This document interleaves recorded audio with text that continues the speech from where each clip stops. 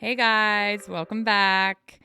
We are going to get into something that I am actively working through right now, not from the other side, but from the inside of it. So we're going to get real deep and raw, and hopefully this is helpful.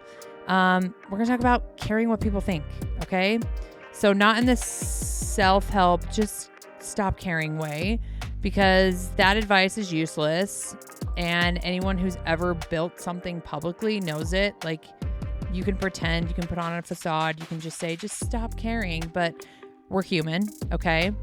I'm talking about this real version, that the one where you know their opinion doesn't matter, but you still feel some type of way, and people in your life do not understand why you're allowing energy into someone that's hurt you or something that's been said to you. The one where you say no to someone and then spend 3 days wondering if they're okay and if your boundary was offensive. The one where you did something brave and then immediately check to see how people responded. This is real. We go through it. Even the people that you think are the most confident or they have everything together, they also struggle with it. This is a quickie, just me. I've had a lot of quickies lately. Welcome back, Vain Ones. Let's get into it.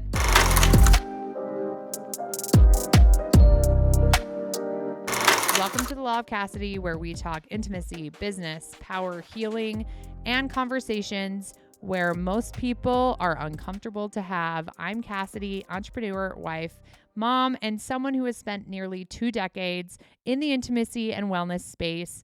If someone sent you this episode, you're in the right place. This is for the vain ones. So, here's the thing that nobody says.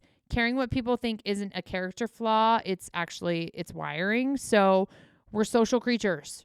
We literally are designed to care about being a part of something and belonging. We want to be accepted. We want to be included.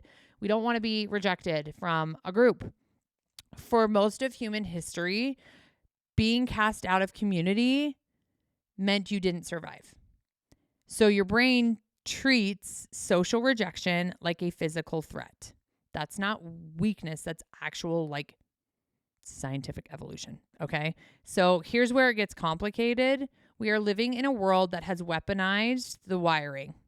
Social media gives you a daily count of how many people approve of you. Building publicly means your choices, your brand, your life. All of it is available for commentary. And we carry the opinions of hundreds of people we've never met alongside the opinions of the ones we actually love and care about. So that's a weight we were never designed to carry or understand or know how to navigate through. So before we talk about caring less, I want to acknowledge that caring at all makes sense, and you're not alone. And it's not a bad thing that you actually care, because I think in society, too many people, too many preachers, too many coaches on the internet are just telling you to just not care and move on with your life. But in reality, everyone cares. Okay. So you're not broken for feeling this. You're just a human, and it's a lot of noise that we deal with every day. Okay. So first thing I want to talk about is saying no is saying yes to yourself. This is probably, and just so you guys know, this is my therapy session. Welcome to being a part of it, and hopefully it helps someone. Okay. So we're going to talk about saying the word no, because I think it's one of these places where caring what people think ends up costing us the most. Saying no is going to be uncomfortable. There are thousands of situations where I look back on now that I'm almost 39 years old that I wish I would have said no. Okay.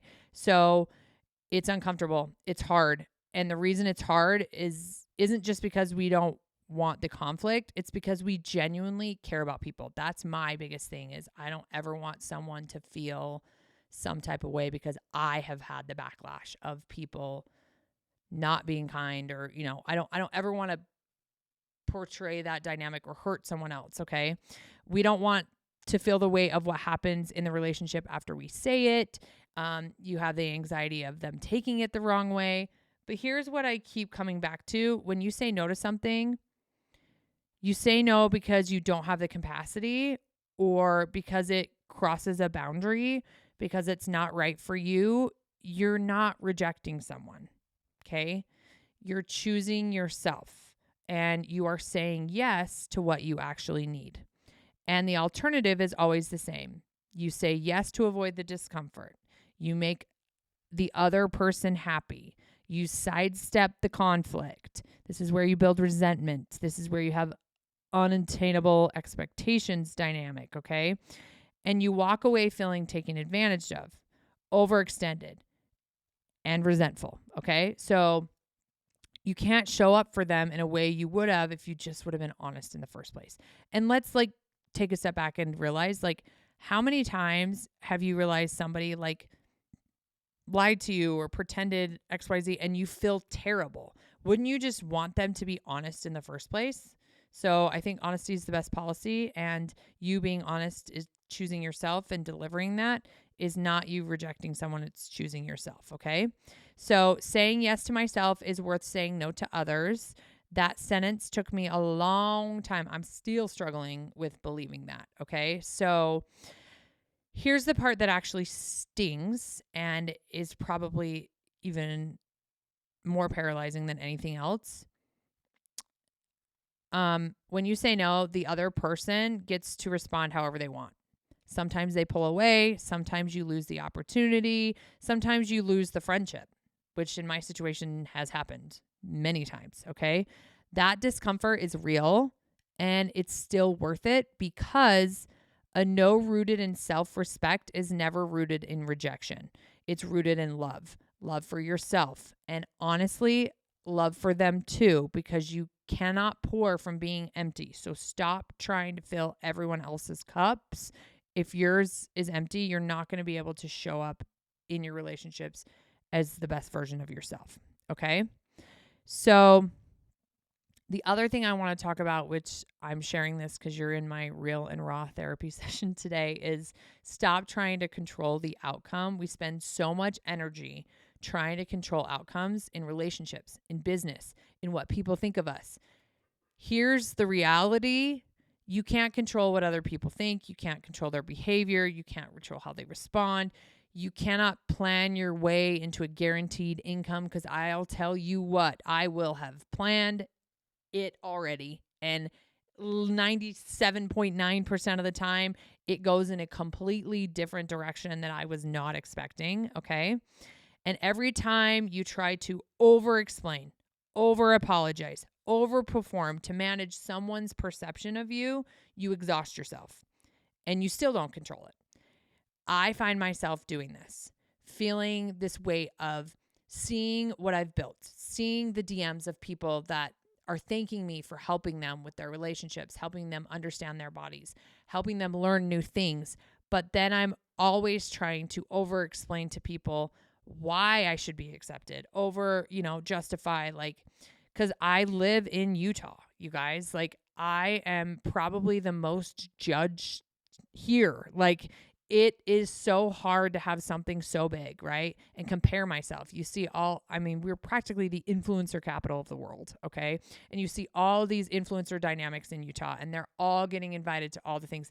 Even when it comes down to events in my niche, I still don't get included. I don't get, respected. Like, I'm valid because of what I'm doing, but I can't get caught up in that. And I also have to, like, protect my peace and show up for myself in a way that I don't need to explain to anyone what I'm doing, how good it is, because if they're the right people, they will know. And many of you know, and many of you are supporting that. Okay. So what you can control is you, your actions, your choices, and how you show up. And here's what I've learned about forcing things. If you have to beg for it to work, if you have to compromise your own values, which I have done, I'm saying these out loud because I have done this so many times. Okay. If you have to ignore your own needs, bend yourself backwards to make something fit. Maybe it's not supposed to freaking fit, okay?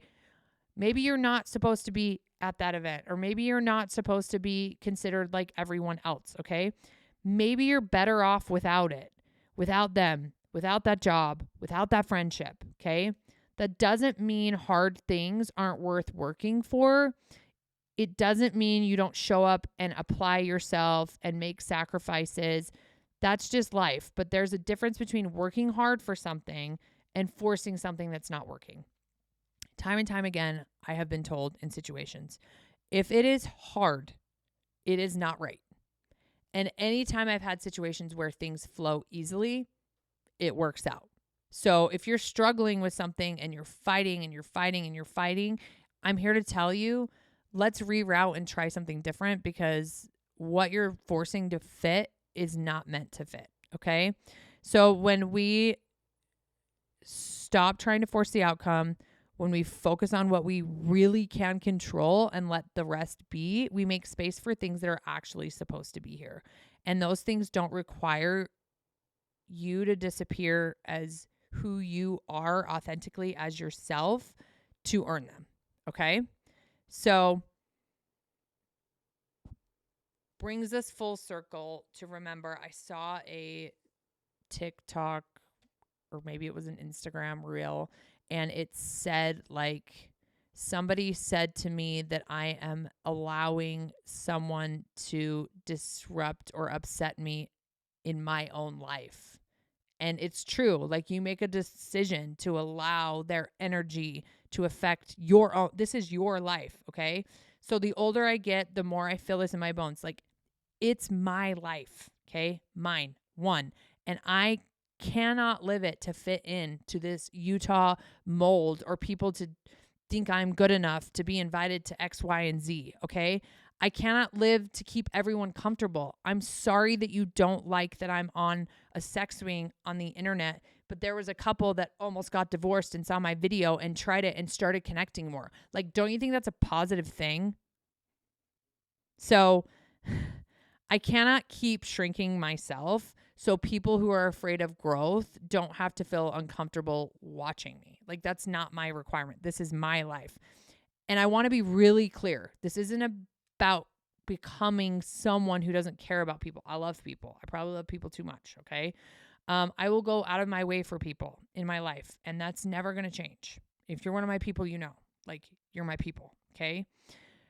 But there is a difference between doing something that makes someone uncomfortable and doing something for yourself that happens to make someone feel uncomfortable. One is about them. The other is about you. And the only one of those is your responsibility to manage, okay? People who don't have the courage to do what you're doing are going to resent you for doing it, okay? Do you know how much stuff came back to me about this podcast? Who does she think she is? Or nobody wants to listen to her podcast. I mean, go look at some of the reviews on the podcast. And I had a moment where I was like, man, that feels yucky. But then I realized, whatever the username was, Happiness Coach 123, took the time to come on my podcast page and write that review, just proves to me that that review doesn't matter, because there's so many other people that are grateful and gracious and kind. Okay. So people, like I said, people who don't have the courage to do something like a podcast or create content or talk about butt plugs on the internet are going to resent you. They're going to talk shit. They're going to start drama. Okay. You show them a mirror they didn't ask to look in. Like, they're literally looking at something that they wish they could do, but they choose not to do. Okay. When you take the risk and the reward comes, when you build the thing, when you launch the brand, you start the podcast, you say the true thing, it makes people feel the weight of their own choices. And it's uncomfortable to them. If you're living authentically and they can't live authentically, they're envious of that. But they all have a choice. They can too live authentically, but they're too caught up in worrying about what everybody thinks that they won't show up authentically. So this is not your problem to solve. If you want a new life, get ready to watch your old one shift. And this has been earth-shattering to me because I had some comfortable dynamics and I thought it was my life and it was great. And man, the universe ripped the rug out from under me. And it sucked. I'm not going to lie. I'm not going to say it was easy. It still sucks. I still have moments, okay? Because who you used to be is not who I'm. Like, I could not stay in those friendship dynamics, those connections, those career dynamics because it's not who I'm becoming. And not everyone is going to make that journey with me. And I have to accept that. And you have to accept that. And it's okay. That's growth.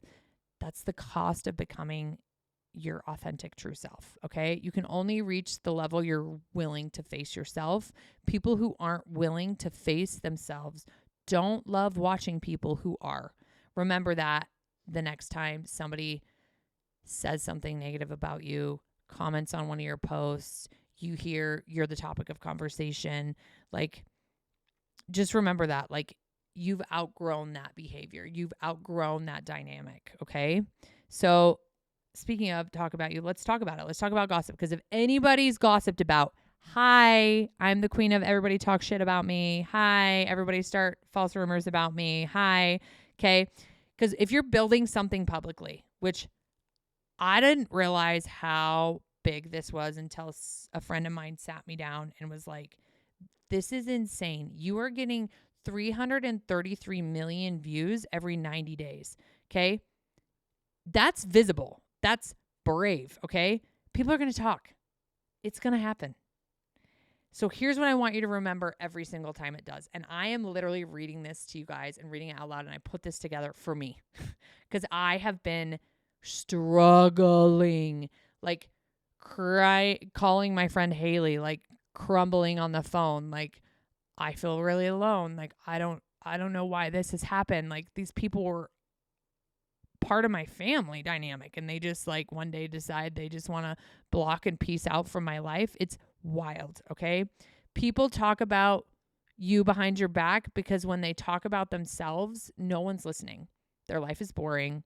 They don't have anything worth talking about. So instead of disrupting their life and making something positive and something to talk about, they're going to just talk shit about someone who's doing all the scary, big, awesome things. Okay. Tearing you down makes them feel taller for a moment. Whispering about what you're building is easier than building something themselves.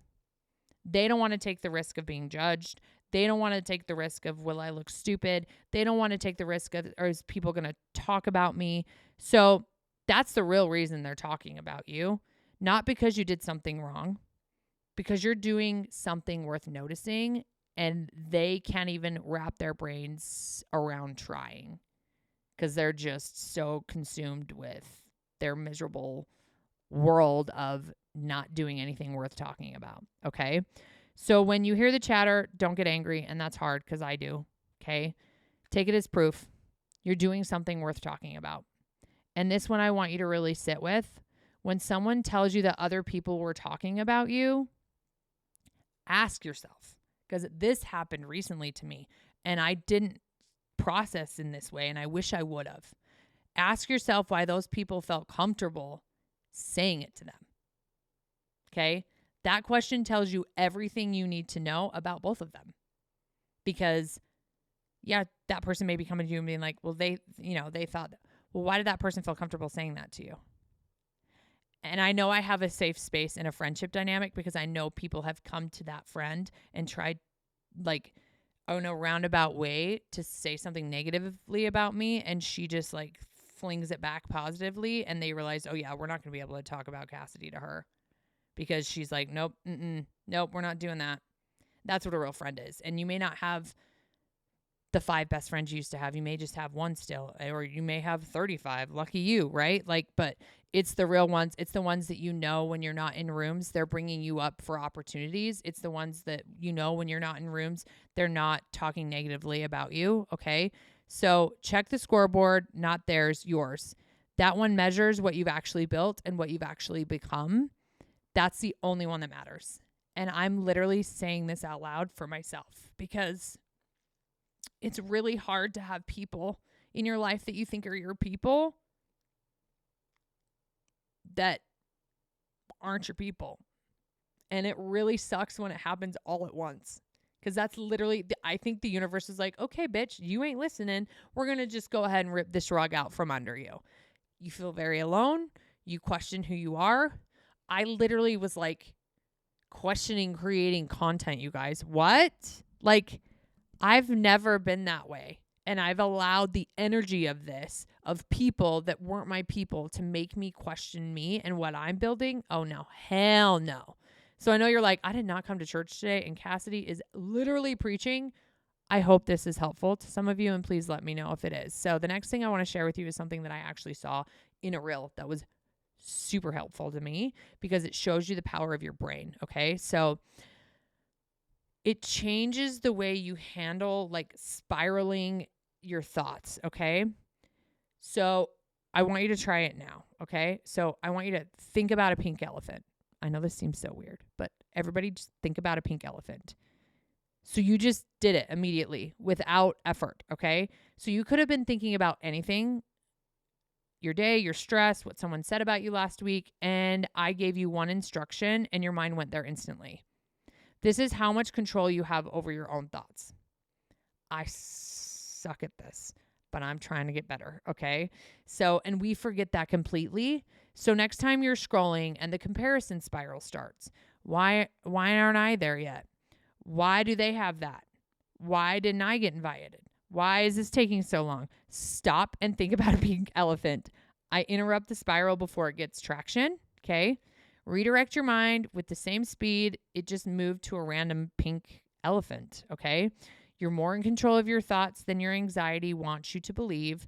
The spiral is a habit and habits can be interrupted. So pink elephant every time. Stop the spiral dead in its tracks. Everybody just think of pink elephant. Hopefully you all just like start messaging me pink elephant that this was helpful. Okay. So we're going to get into some DMs, kind of about this subject and then the use that we normally do. So first DM says, Cassidy, I say yes to everything because saying no makes me physically anxious. I know it's a problem. I know I'm overextended. I just can't make myself do it differently. How do you actually start? So you start with the smallest possible no, not a big scary one. The one that costs you the least, a declined invitation. I can't make that work. Let me think about it instead of an automatic yes. You want to train the muscle on low stakes first because here's what happens. You say a small no, the discomfort comes and then it passes, okay? And you realize you actually survived it. And the next no gets a little easier. So people pleasing is a habit built on fear. I have a PhD in it. Let me know if you have questions. Okay. And the fear loses power every time you walk through it and come to the other side. Okay. Okay. So just start with small little things. Okay. Next question. I've been wanting to start something publicly for 2 years, but every time I get close, I think about what specific people in my life will say and I stop. How do you build when you know people are watching and judging?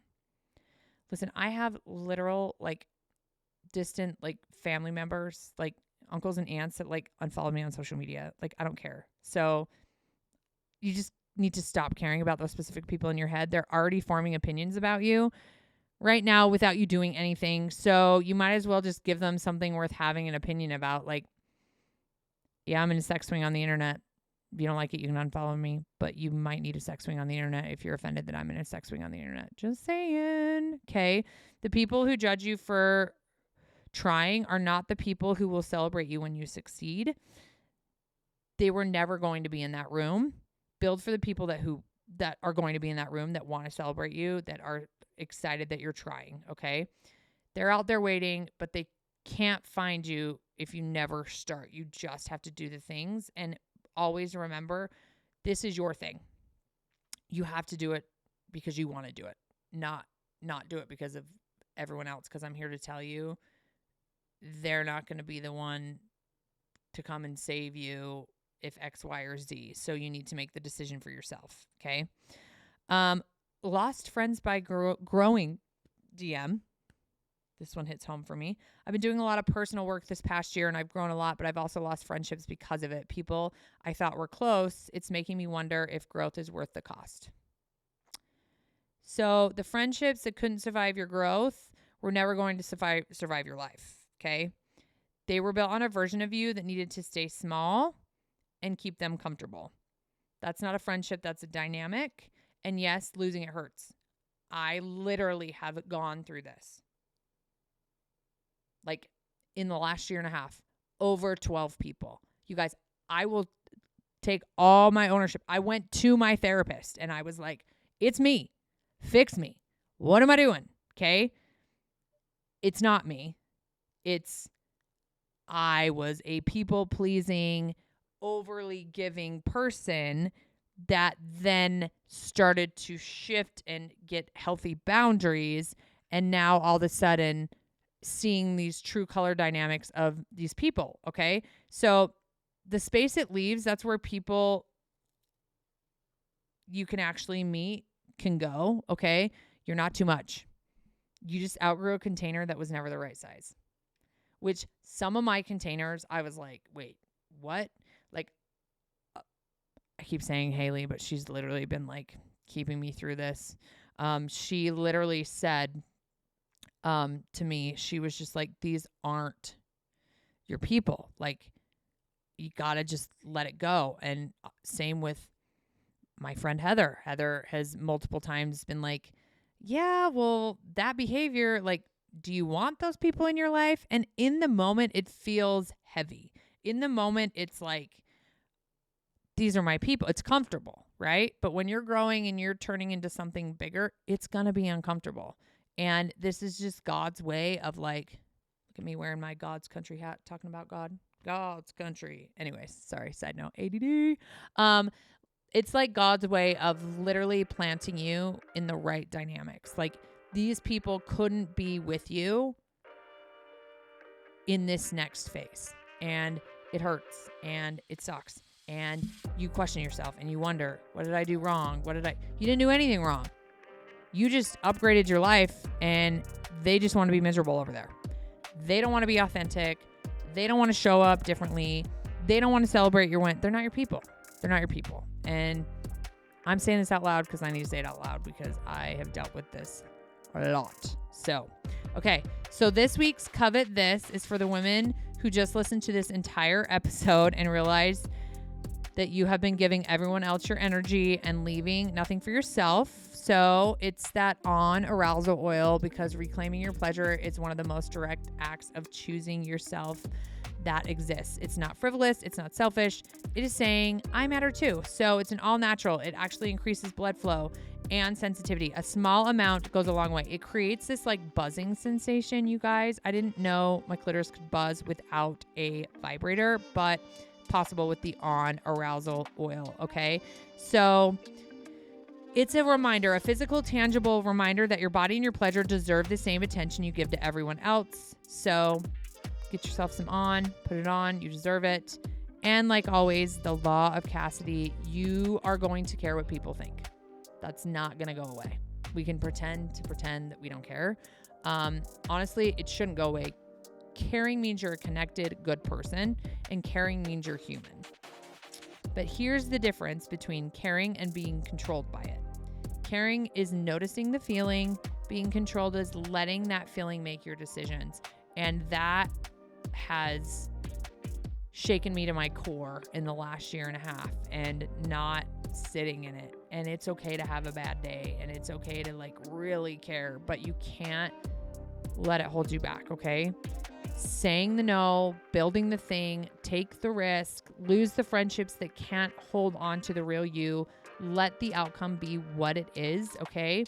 And when their cheap chatter starts, check the scoreboard, and not their scoreboard, your scoreboard, because you're building something great and big and massive and awesome. Okay. So that's your quickie. And if this one hit you, I want to hear about it. So DM me, tell me what you're navigating through right now. Tell me what no you need to say to someone. Tell me what you're building that scares you. I read everything and I'm rooting for every single one of you. I'm Cassidy. This is the Law of Cassidy, and I'll see you next week.